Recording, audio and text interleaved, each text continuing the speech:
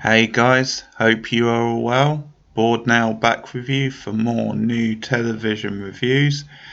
And on this video, I'm returning to Devs. This is going to be the 5th episode of the mini-series by Alex Garland. And full spoilers, I'm going to dive straight in. Obviously, if you've been watching it up to now, let me know what you've been thinking of it. I've really been liking it so far. So, this is a big episode, really, not just in again exploring the possibilities of Devs itself, but also a big Katie episode, actually looking at her and how she does have a morality, she does have a conscience, and how certain things that she's starting to see through this technology of Devs is actually making her ponder things. So most of the episode actually is her, because with Devs they have the possibilities of looking at not only the past, the future, but also the present. So at various stages we are sort of watching like certain events from her point of view through the technology. So this episode jumps about a lot, and it does actually give you some big sort of juicy like moments in the history, like with Forrest, for example. So we only get a bit of Lily in this episode, and it's sort of mostly at the start where we see her. They've taken her into custody. They've used their influence really I guess because they've got a professional psychologist as well on their side, then they talk the police into taking her in and into getting her psychological help. So Lily is in this like mental institution at the start of the episode, and we just see little bits of her. The only other thing we see with Lily is we see her when she first met Sergey. So we see their first meeting. They both worked at Devs, obviously, or at the tech company, not Devs itself, but at the tech company. And so we see a little conversation with them and their first meeting. And I mean, that stuff I think kind of links together because they're kind of exploring Lily and her past with Jamie, and him again becoming a part of her life. So at the same time, we now see in the present, we see Kenton sort of putting the muscle on Jamie. Obviously that was a big thing at the end of last week, where as the police take away Lily, he bursts into like the bathroom or the room where Jamie is. And the way it ended, I thought, well, this is a big dramatic ending. Is he just going to do away with Jamie? Just eliminate the threat? He doesn't, and I think one of the reasons he doesn't is because I think Forrest has maybe told him not to kill anyone if it's not necessary. I think Forrest would rule against that sort of thing if possible. Obviously, with Sergey and the whole him getting the data, I mean, that would be seen as like an extreme example where they feel they have no option but to kill someone. But in this case, you know, although that's maybe contradicted a bit later, maybe Forrest doesn't know about it. But in any case, Kenton just, we see that he's been sort of torturing Jamie. And this show again has been very kind of metaphorical. So we see Kenton, this really intimidating guy. I really like the actor playing him.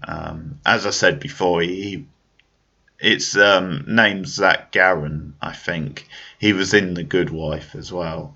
Plays this really sleazy sort of guy, but yeah, he's very good at playing quite intimidating parts. So he uses this whole metaphor about like communist Russia, where not Russia, sorry, China, where the protesters were trying to overturn the state, and obviously mass protests trying to change things and stand up to the authority figures, and of course tragically, brutally, many of them were killed. So he kind of uses that as a thing where ultimately the people with power, they always win out.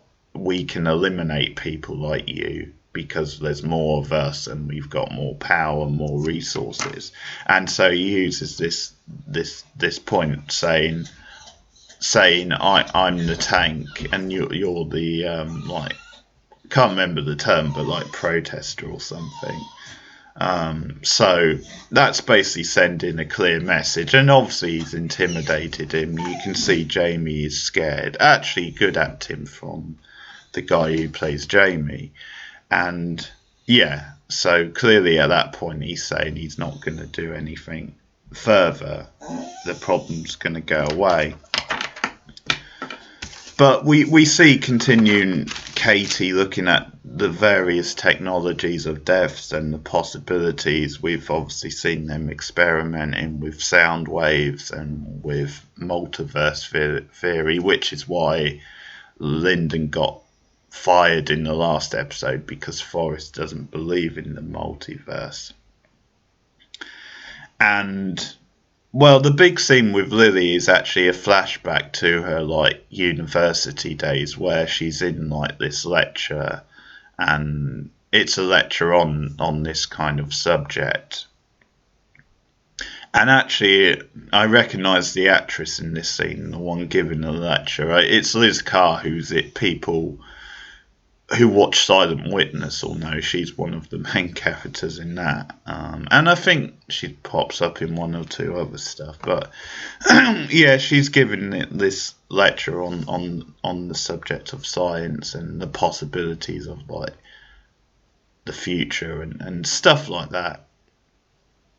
And it's sort of quite telling. It's quite, I don't know if they're making a point of this, because the lecture theatre is like mostly empty, so I don't know if they're making an ironic point. Then yeah, many people just don't care about this sort of stuff, and maybe they should, but I didn't know if that was intentional, the fact that, or maybe it's suggesting that she's seen as a bit over the hill and her theory's a bit narrow-minded, so maybe a lot of the students don't bother. But it's this lecture thing, and she gets into like this verbal confrontation with Katie, and Katie is in favour of like determinism, the same as we've seen Forrest in the present.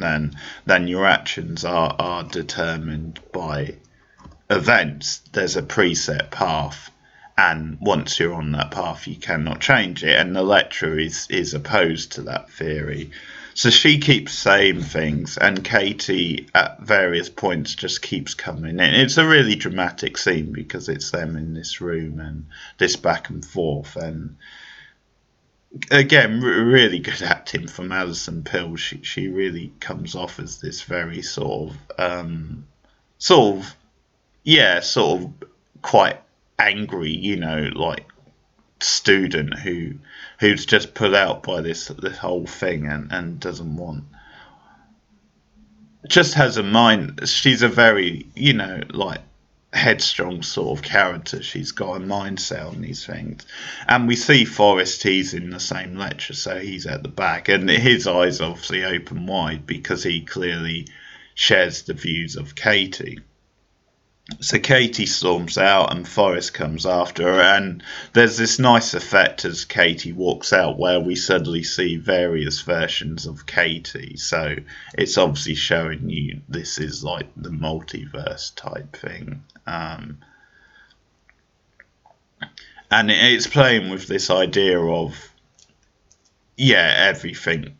There is a different possibility to everything. Every scenario can play out differently depending on things that happen. So Forrest obviously comes out after her, and this is when they first meet, and he offers her a job after her studies, and he offers to fund her studies, which is a little bit on the creepy side, but But whatever. I mean, maybe she's meant to be like a struggling student who is struggling to fund. I mean, in the US, I'm guessing education is probably even more pricey. And my guess is in the US you probably have to pay up front for it as well, whereas here you at least you do it and then it's kind of a debt you owe later. But anyway, he gives her that offer, and because he sees something in her, he offers her a job, which obviously is going to become the role at Devs. And so that flashback scene was important, as was the one with Forrest in the past with his daughter and his wife. And that's a really powerful scene because we see the car crash. We see we see him in this more tranquil, like happy sort of place in his life. Again, the whole mood and the setting has this very hippie sort of existence. And I think that's very like in tune with Forrest and the fact that he has this almost godlike sort of persona type thing. But in any case, it does a good contrast in contrasting where he is now, because he's clearly a very unhappy guy in the present. But we see then he's actually talking on the phone to his wife as they're driving back, and they're getting something from the store, and he feels responsible because he's on the phone at the time, and they crash the car. A car crashes into them, and obviously his wife and young daughter die. So he feels responsible for that. And people have tried to talk him out of that, saying, no, you can't look at it like that. Something would have happened anyway. Then the universe doesn't work like that. But obviously he feels differently. And this is a big scene because we come to find out this is why he created Devs in the first place, because he wanted to know one way or the other, are things predetermined, or can you get around them? Can you change them with actions? So he's having this discussion with Katie, and Katie basically says, so you've put yourself on trial. And that's what Devs is. And I think it again calls into question the whole importance of Devs, or it makes it sort of more murky, because although you're sympathetic to Forrest and what he went through, clearly this is no way creating this grand thing. It's sort of no excuse really. There's a better way to get over your daughter and wife's death, and is it really going to help that much anyway? So really great stuff. I mean, not a lot of plot in the episode, but really powerful stuff, really intriguing, really getting into the concept, and again some effective back and forth scenes. I like we see more growth in Katie, so starting to see more of Alison Pill, which is never a bad thing. And the very end of the episode is that Jamie comes for Lily. He actually breaks her out of where she is, so he clearly has no intentions of letting it go, and the ball is rolling again. But again, a bit slower than some of the other episodes, although it's been a slow burn anyway. But another good episode. The flashbacks in this episode really added something, and that's not always the case. I think sometimes flashbacks feel like they take you out of the drama and they don't serve enough purpose. But I think in this case it sort of makes sense, because obviously of the sort of show it is, looking at sort of time travel or looking into the future and so forth. So that's my review of episode 5 of Devs. So let me know your thoughts on this episode and on the series as a whole in the comments below. Like and subscribe. Contact me on YouTube. You can ding the bell on YouTube to get notifications of any new content. I'm going to be taking a look at a new sci-fi series that's just started, and that is Upload, a new Amazon Prime series, so you can expect the first review of that up soon. But thanks for listening. I'll see you guys later.